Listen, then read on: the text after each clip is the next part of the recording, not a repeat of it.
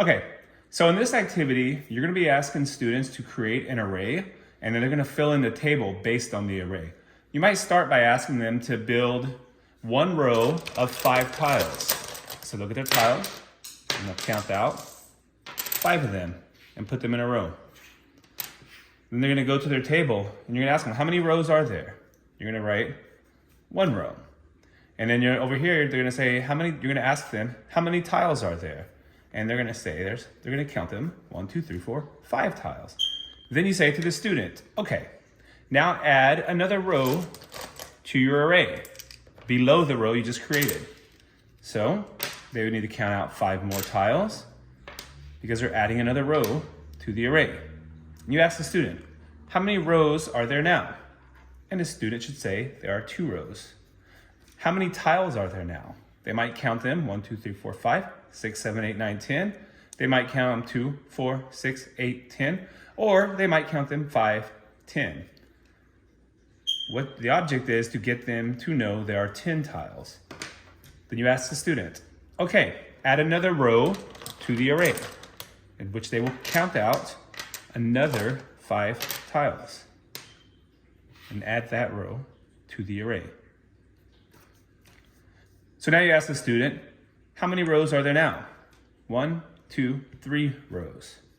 And then you'll ask the student, how many tiles are there? Once again, they may count all of them by 1, they may count by 5s, or this time they may count by 3s. But the object is that they get to 15 and know that there are 15 total tiles. Finally, ask them to add 1 more row to the array. So they're gonna count out 5 more tiles, once again, add them to the array, and then you ask them, how many rows are there now? 1, 2, 3, 4 rows. And how many tiles are there? Again, they could count by 1s, 4s, 5, or however they can get to 20. Now we're gonna ask them to look at the equation below. This is probably gonna take some work. You're probably going to have to lead them to it, especially on this first one. But you want them to know that in this space, we're gonna put an operation. Students need to understand that there are 4 operations: addition, subtraction, multiplication, and division. Then you're gonna tell them that you need to put a number here. So the trick is, how do I get from the number of rows, where I'm starting, to the number of tiles, where I'm ending, which is my total number? So what they're doing, that they should know, since there are equal groups, they are multiplying. So the object is to get them to understand that they are multiplying the number of rows times the number 5 to get their total.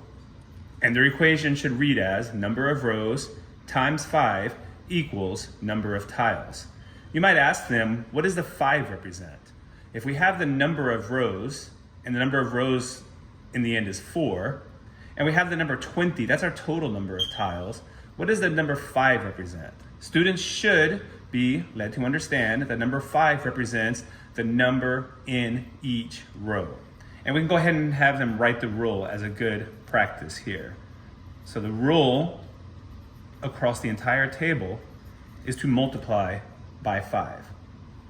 Now, this is something you might want to do a second time. Maybe mix it up a little bit. Have them roll a die, and they have the number 6. You can tell them 6 is the number of tiles you're going to put in each row. But you will start again with 1. And in the end, they should have an array with 6 tiles, 1 row of 6. And the rule is going to be multiplying by 6. And they will continue to build their array in this way. Now on this second sheet, now that they have had a chance to build them themselves, you can have them look at this array and ask them, how many rows are there?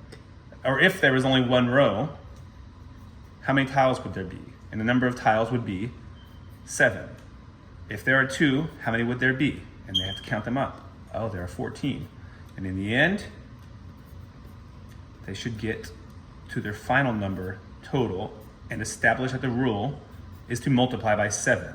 Then they fill in their equation once again and write number of rows times, operation is times, multiplication, number is 7, equals the number of tiles. And again, they should be led to understand that 7 represents the number in each row or the number in each group. Thank you.